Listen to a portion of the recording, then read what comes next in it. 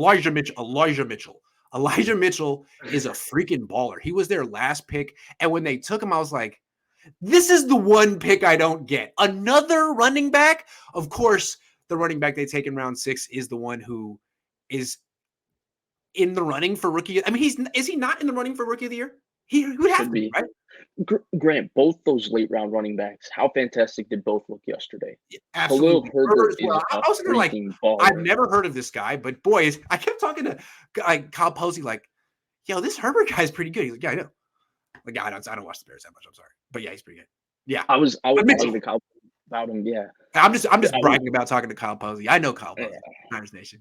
Yeah, how good is Elijah Mitchell? He's really the best at what he does. Good. I'm starting to get the Mostert vibe on those tosses. He's so good on those tosses, man. So I look. I was one of those people who, after the Detroit game, I said he left yards on the field. I keep saying he was not suited to running outside zone, inside zone because he's missing cutbacks. He's missing just a little bit of patience to decelerate and then reaccelerate when the hole opens up a bit. But I thought two things changed in the run game yesterday. The first thing was Charlie Warner. I thought Charlie Warner, I know he's your guy, Grant, but Dwelly was not. Say it. Dwelly, I mean, Warner was drafted to block people, to move people from point A to point B. He's doing it. People. Yeah. And go back and watch the last run that sealed the game. Charlie Warner destroys 2 people on that run, maybe 3. He was kicking butt yesterday. Nice. He stood out to me as a guy that just without Kittle, bigger and stronger than everybody. To get to the edge, you need a tight end who's kicking butt. And he kicked butt. He kicked butt yesterday. And then the other thing was I thought Elijah Mitchell was seeing the hole very clearly, and he was hitting it with speed and power. I thought he was outstanding yesterday. That's the best game I've ever seen him play. That was the first game where I said I didn't care if they gave Sermon the ball. I didn't care if they gave Hasty the ball because Elijah Mitchell, I felt like he was maximizing and getting more yards than what was available. And I thought the reason the run game was able to just rattle off explosive plays yesterday was because Elijah Mitchell and Charlie Warner were kicking butt. 2 young players that the Niners should be excited about. But yeah, he is fantastic, Grant. If he continues at this pace, 100%. I don't know if he'll be the rookie of the year because Mac Jones and Jamar Chase kind of, I think, have one. I just feel like he would at least have a case statistically where you could be like, talking about it. I think we can be talking about. I think we can be talking about it in the same way we talked about James Robinson after. Yeah. This wasn't the rookie of the year, but this is a really good running back. He's got the resume for it. What else I want to say about this guy? I mean, this is what I want to say. I don't know if Kyle Shanahan's a genius. I don't know if his dad was a genius. I mean, Bill Walsh was a genius. Mike Holmgren, to an extent, was a genius. But when Mike Shanahan and Kyle Shanahan have a running back who's hot like that, they're dangerous.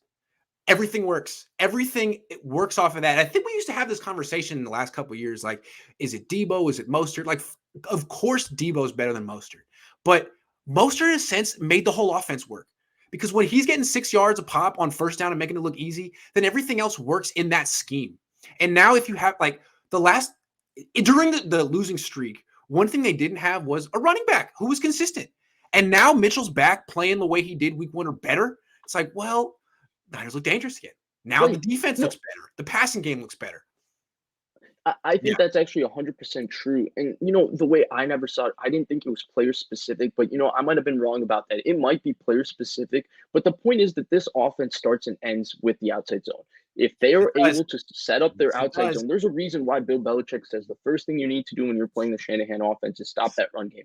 And it starts, and their run game, bread and butter, is the outside zone. It's because if they're able to do that, then everything comes off of it. The motion comes off of it. Debo on the sweet speeds, Debo on the reverses, Debo on the their identity comes out. Their brand. Right. The play action pass game. But if you take that away and the Niners start passing, then it's like, okay, well, at least you've gotten them to concede their strengths. Exactly. So they got their strength back. They got their groove back. And number one thing yesterday, they were able to run outside. They were able to win the perimeter. They did it in different ways, but they pull it, whatever. But they got to the perimeter and they ran left. Keep running left. It works. Running left with Warner, Juszczyk, Trent Williams. That's like keep doing it. You get 4 good markers at the point of attack, and Brunskill's not there. Running back.